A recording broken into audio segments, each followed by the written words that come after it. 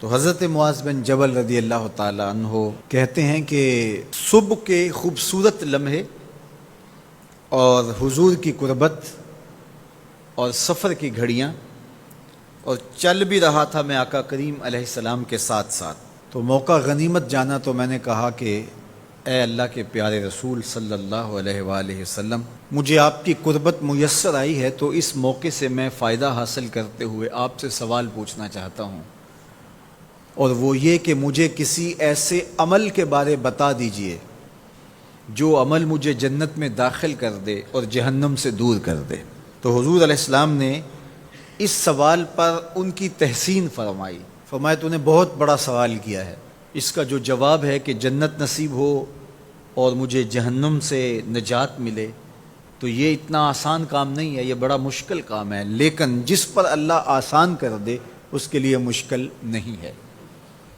یعنی جنت آسانی سے نہیں ملتی، جہنم سے بچنا بھی اتنا آسان نہیں ہے، بہت سارے گناہوں سے بچنا پڑتا ہے، لیکن اللہ جس کے لیے آسان کر دے اس کو نیکی کی توفیق دے دیتا ہے اور برائی سے اس کو بچا لیتا ہے۔ اگر تو چاہے کہ جنت میں جائے اور جہنم سے نجات ملے تو تمہیں اللہ پر ایمان بھی لانا پڑے گا، اور ایسا ایمان جس میں شرک کی آمیزش تک نہ ہو، اسی کی عبادت تیری زندگی کا مقصود ہو، اور نماز بھی ادا کرنا ہوگی، زکوٰۃ بھی دینا ہوگی، روزے بھی رکھنے پڑیں گے، اور تجھے حج بھی کرنا پڑے گا۔ جنت میں داخلے کے لیے یہ شرائط ہیں کہ تم یہ کام کرو گے۔ پھر ارشاد فرمایا میں تمہیں بھلائی کے دروازے ہی نہ بتا دوں۔ ارشاد فرمایا الصوم جنہ، روزہ ڈھال ہے۔ ڈھال آپ سمجھتے ہیں، اگر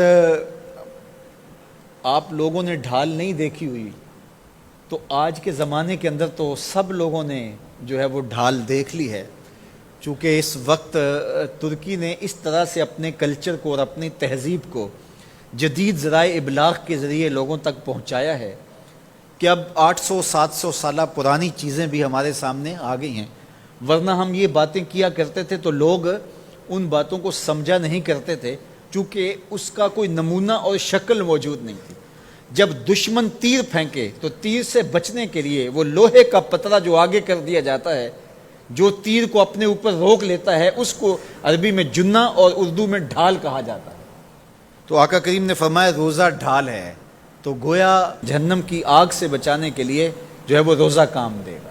وَالصَّدْقَةُ تُطْفِئُ الْخَطِیَّةُ، یہ گناہوں کو مٹا ڈالتا ہے، جس طرح کہ آگ کو پانی بجھا ڈالتا ہے، تو اس طرح جب صدقہ دیا جاتا ہے تو جو گناہ ہوتے ہیں وہ ایسے مٹتے ہیں کہ لگتا ہے یہاں گناہ تھے ہی نہیں۔ آگے ارشاد فرمایا رات کے پیٹ میں نماز ادا کرنا، یعنی تہجد کی نماز ادا کرنا۔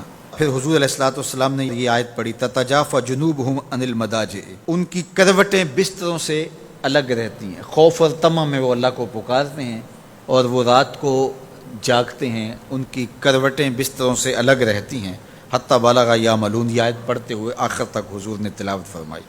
تو فرمایا جس طرح صدقہ آگ کو بجھا دیتا ہے، اس طرح پچھلے پہر کی نماز، تہجد کے سجدے بھی اللہ جل شانہ کے غصے کو ختم کر دیتے ہیں اور جہنم کی آگ کو مٹا ڈالتے ہیں۔ پھر حضور نے ارشاد فرمایا کہ میں تمام امور کی جڑ نہ بتا دوں کیا ہے، جتنے بھی معاملے ہیں اس کی جڑ ہی نہ بتا دوں۔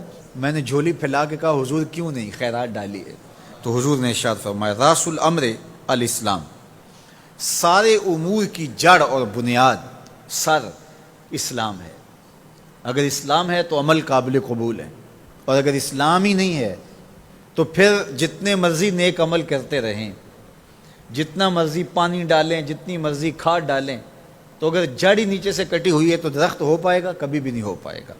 تو کہا جڑ اسلام ہے، اس لیے عقیدے کی صحت عمل کی قبولیت کی ضمانت ہے، تو تمام امور کی جڑ اور بنیاد اور سرا اسلام ہے، اور اس کا ستون نماز ہے۔ اور صحابہ نماز کے جس طرح پابند رخوگر تھے، تو وہ تاریخ کی روایات آپ دیکھ سکتے ہیں، آپ کو ایک صحابی بھی بے نماز نہیں ملے گا۔ وَذِرْوَةُ صَنَامِهِ الْجِهَاد، اور کوہان کی بلندی، چوٹی اسلام کی، وہ جہاد ہے۔ جہاد سے اسلام کو سربلند کیا جا سکتا ہے۔ اسلام کا چھٹا رکن ہے جہاد، اور ہمیں جہاد کی ترغیب بھی دی گئی، اور قیامت تک یہ جہاد جاری بھی رہے گا اور کبھی بھی ختم ہونے کا نہیں ہے۔ ہاں اس کے اصول و ضوابط ہمیں دیے گئے، جہاد کے نام سے فساد فی الارض نہ کیا جائے، لیکن جہاد کا انکار اسلام کا انکار ہے۔ یہ اسلام کی چوٹی ہے، ذروۃ و سنام کہا گیا، یہ کوہان کی بلندی ہے۔ تو حضور علیہ السلام نے آخر میں فرمایا کہ میں تمہیں سارے معاملات کی جڑ ہی نہ بتا دوں، خلاصہ ہی نہ بیان کر دوں؟ قلت بلا یا نبی اللہ، میں نے کہا اے اللہ کے نبی کیوں نہیں؟ فاخذ بلسانہ، حضور نے اپنی مبارک زبان کو پکڑا، فقال، اور فرمایا، کف علیک ھذا، کہا اس کو روک لے، اس کو کنٹرول کر لے۔ تو کہتے ہیں میں نے کہا اے اللہ کے پیارے محبوب صلی اللہ علیہ وسلم، جو ہم باتیں کرتے ہیں اس سے بھی مواخذہ ہوگا؟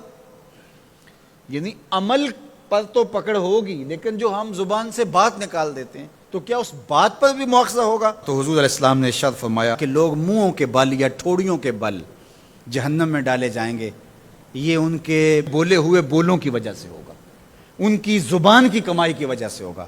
تو اپنی زبان کی حفاظت کرو تو جنت کا داخلہ مل جائے گا۔ تو گویا زبان کی حفاظت سے لے کر کے اللہ کے حضور سجدے تک اور اللہ کی عبادت تک، یہ ہے وہ نصاب جو جنت میں جانے کا ہے۔